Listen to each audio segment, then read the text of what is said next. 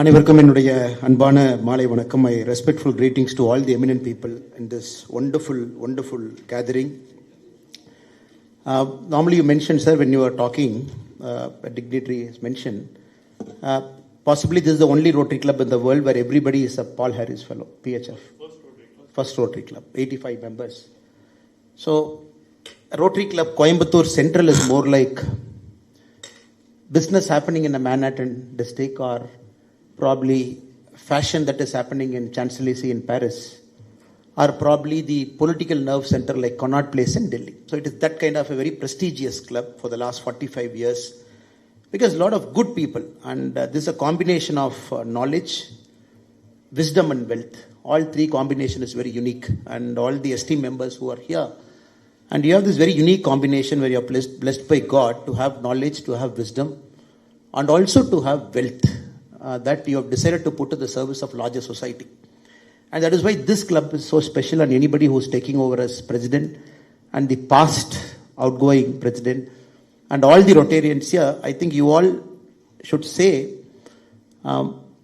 maybe a tap on your own shoulders, because all of you are very busy people, you run big companies, you work for big people, but still as your duty to the society, you take time, give yourself back by part of this very noble forum, channelizing all the good money and putting where it needed. I think that is very important, sir. And Rotary, I always keep telling, is also, it's a classic case of leadership. The past outgoing president is very quietly there, like a karma yogi. He has done all the work, and with a sense of, not pride, with a sense of dignity, sits there, presents to all of us what they have done. And he has set the bar higher for the next president who's taking over. And the next president, as he sits here, is thinking, how can I raise the bar even more higher before I pass on the baton to the next person?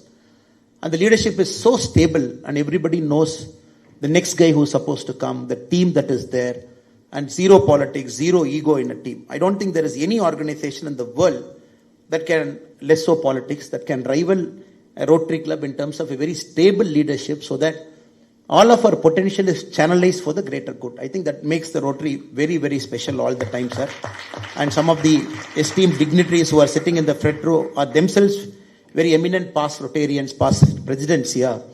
And they also have done their work, raised the bar higher. So I'm very sure for our new president who's taking oath today along with his team, Rotarian B. Vijayanand sir, it will be a fantastic time, and a time of growth, time of challenge, and time of raising the bar.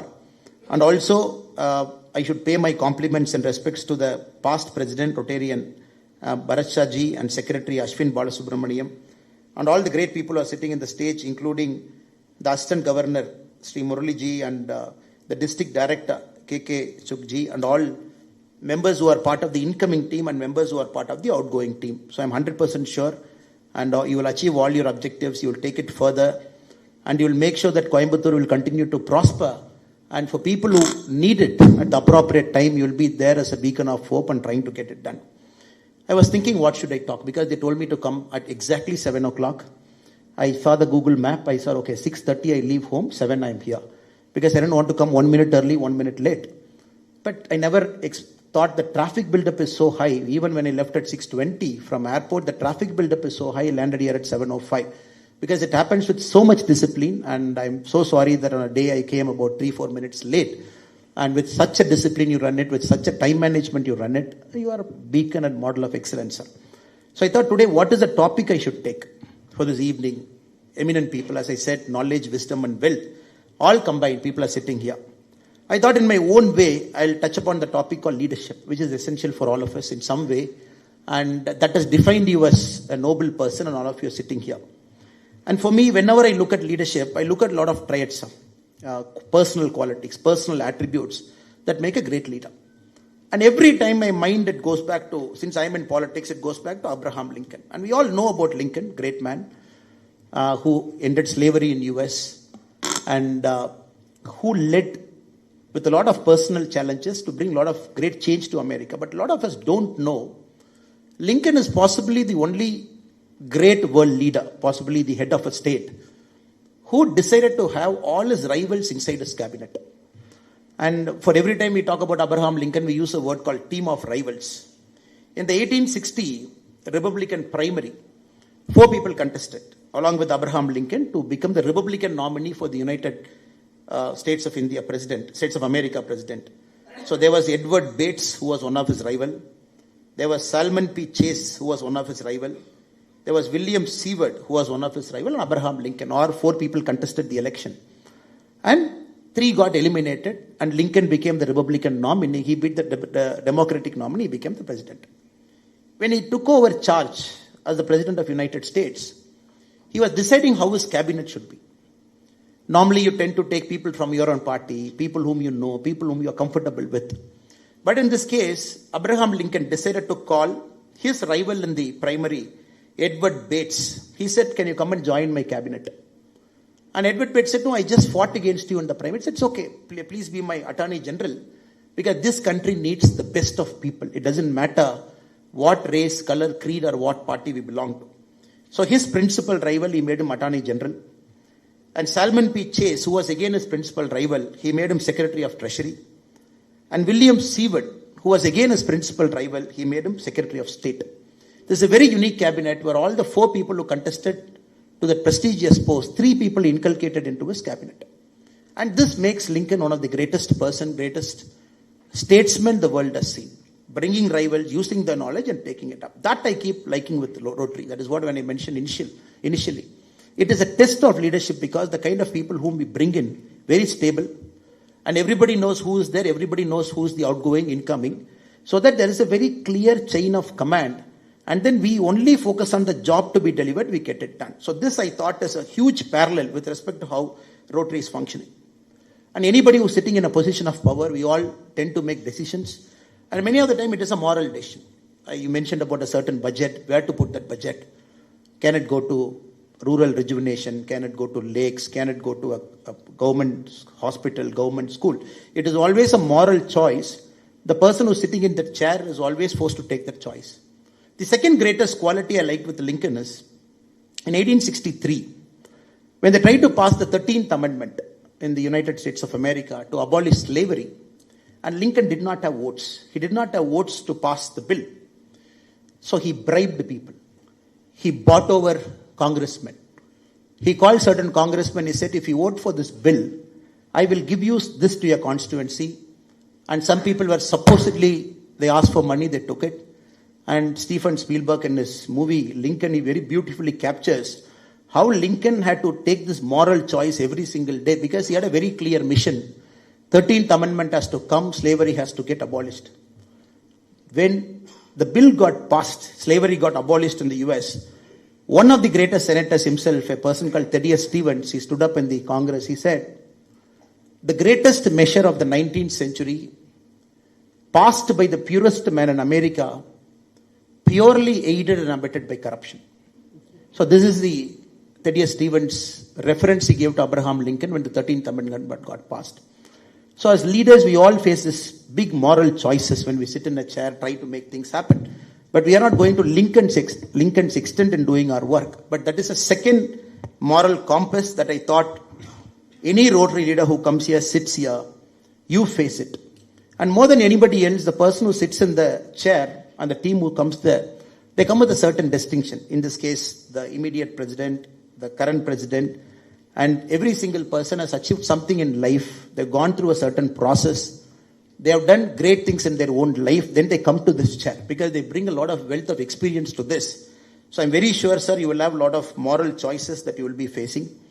And I hope that you end up on the right side of your heart all the time. There is nothing called 100% of the time I make the right choice. But overall, I kind of pray to God that during your tenure, and you and your team will try to end up in the right side of things by putting the money where it belongs.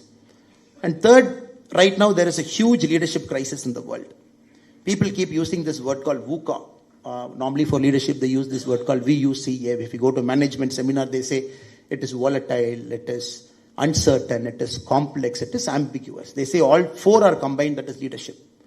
Right now we can very clearly say the world is on the cusp of VUCA. The world is volatile, it is ambiguous, it is uncertain, and it is complex. Now we are not very sure how the world leaders are behaving. For example, the president of US, Mr. Trump. You mentioned about the industries in Coimbatore. We are waiting for the tariff. Not sure. It is taking time. And we are also in this last 10 years very clearly seeing the collapse of multilateral institutions. WTO has very clearly collapsed. The recent Gaza-Israel, we have seen the UN General Assembly collapsing. We have seen the Israel, Iran and Americans, again the United Nations collapsing. So we are seeing the great institutions that are supposed to hold the balance of power. In our own eyes, we are seeing that collapsing right in front of our eyes. And the great leaders who are supposed to behave like statesmen, countries having power, wealth, knowledge, which were supposed to behave like statesmen are behaving like parochial powers, are just behaving with powers that is willing to take anybody's land. We have seen the recent negotiation that brought the war in Congo, Rwanda, the Gulf of America, the Gulf of Panama, the Greenland, all the issues. So global level, we are at a very uncertain time. The rise of China is also a kind of uncertain time. The balance of power that is shifting at a global level. So right now in our eyes, we are seeing that. If we come back to the country also, now when we say, where have all the leaders gone? Very simply, we can clearly ask public service why the leaders are not of a certain quality. It's a very rightful question for a taxpayer to ask. We are in that stage and time.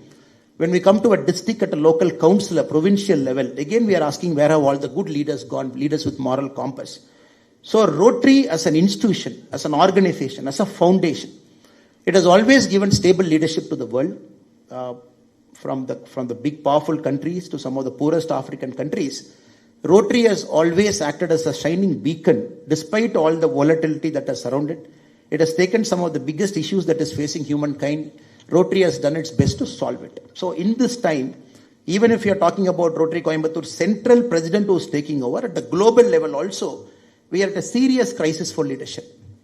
And we are also looking at institution like International Monetary Fund that is on the verge of collapse.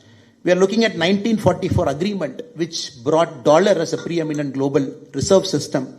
That is on the verge of collapse with the bitcoins, cryptocurrency, everything that is there. We are also looking at a world that is divided between haves and have-nots, where countries having technology have become the haves, countries not having the technology have become the have-nots. We are seeing a new kind of dynamics in the global world, where countries cornering certain resources are supposed to be the best in the world in terms of shaping up the next 50 years of developmental journey. As we look now, countries like China and US have taken the lead very clearly in artificial intelligence, in the rare earth minerals.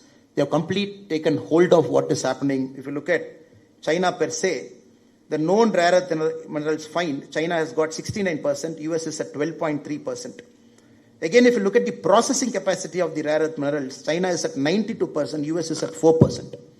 If you look at the artificial intelligence capacity, the global China has got 47% of the global scholars, 50% of the patents that is filed in AI in the last 4 years.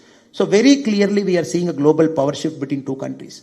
So in this time and age, our students need role models. Our students need good leaders whom they can see in schools.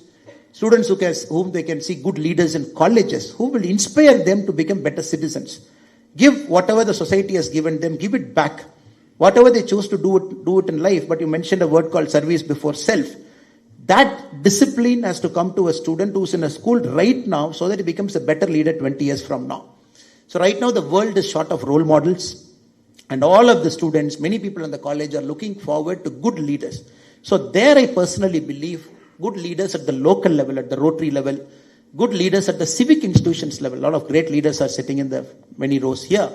And some of the great leaders at the civic institutions level. So they have to act as great role models for school, college students so that they can aspire to be leaders like them in the future. They can connect somebody to this attribute. Saying this word called service before self is very easy. But connecting a person service before self is very tough. So there I am very sure many of our students can connect to all the great people who are sitting in this room here. So that is why my humble submission to all the Rotary people here is, you should visit more schools, give a lot of lectures to students, expose them to activities of Rotary, expose them to leaders inside Rotary, including the kind of quality of membership that is inside Rotary, so that they get an opportunity to talk to the titans of the industry, some of the civic institution leaders, some of the people who run the greatest of NGOs, so that they get to see. Normally leaders, we equate, okay, politics is leader. Leaders, we equate it to some businessman as leader. But the world is shifting, the world is changing. The world is short of quality leaders. The current generation, if they are not exposed to quality leaders 20 years, 25 years from now, possibly we will look at America where it is now, multiplied by 2 times. The parochial powers, the way they are dealing it now, multiplied by 3-4 times. So that is my humble appeal to all the eminent members who are present here to consider my humble suggestion to engage more with the government school, engage more with private schools as well, with the college students also. Also get a program where a student above a certain age, maybe above 18, maybe around 20, maybe around 25, given a leadership grounding at the Rotary level. And that student, if they get an exposure for about 3 months, 4 months, 5 months, at a Rotary level, a grounding in leadership, seeing is believing, meeting people is believing, seeing the work is believing, how a wealth is channelized for the greater good of the society. If they get an idea what is happening, at least opening our inner workings to those kind of people at that age, impressionable age where mind easily forms and mind easily deforms, I think that is also one of the greatest contribution Rotary can do for the world, because I'm making this point for a fact that the world is short of quality leaders. Political leaders are political leaders, because end of the day politics happen. And any leader who is introduced to a school, moment he or she is from politics, there is a certain segment who might like that leader, a certain segment who might not like that leader. But many of the people sitting in this room are common leaders. You transcend ideologies, you transcend political parties, you transcend a lot of things. So I humbly request, if there is any Rotary that can make this initiative, Rotary Central can make it happen because of the quality of leaders we have inside this August gathering. And last but not the least, and my one more humble suggestion to the incoming president is, sir, it is also true that when Murali sir mentioned, we were sitting in a stage, many of our, in this age and time, the voices that we say also get misrepresented. And many times you take a stand, you speak something that easily gets misrepresented, that you're getting into politics, or maybe you're supporting a political personality or a political party, all those things.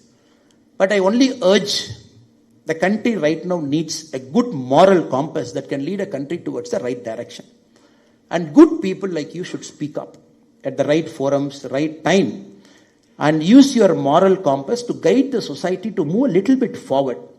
And if good people chose not to speak at important moments in history, then who will speak at those moments in history? So I request all the eminent people who are in this place, there is always a time where you should speak up in a personal forum.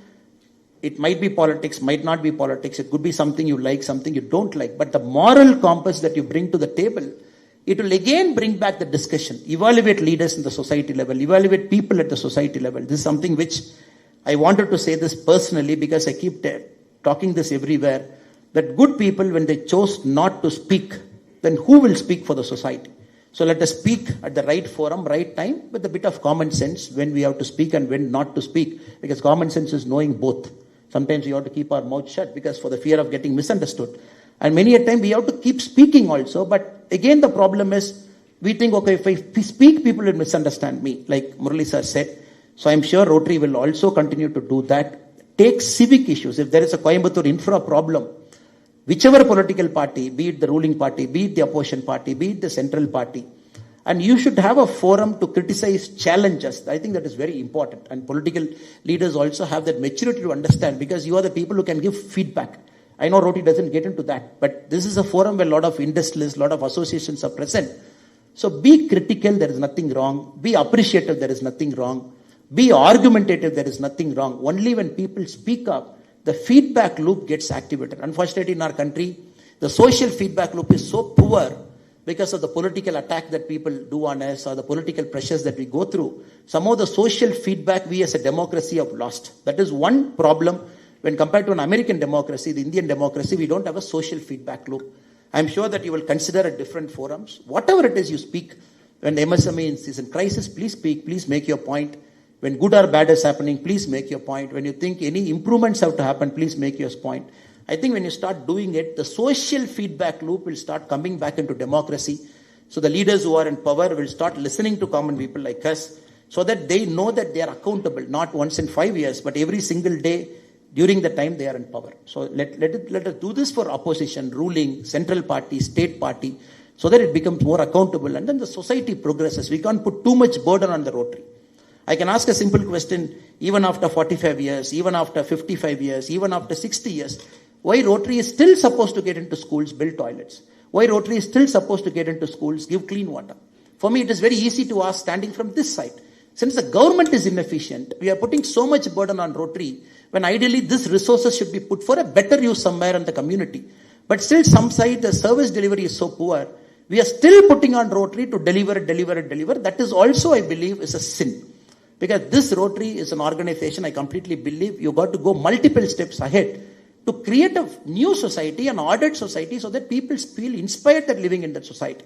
So I'm sure in the future, when the political feedback loop, when the efficiency of service delivery improves, probably the society might not put too much burden on the Rotary to take care of the civic basic issues, which is purely the political ruling dispensation's control.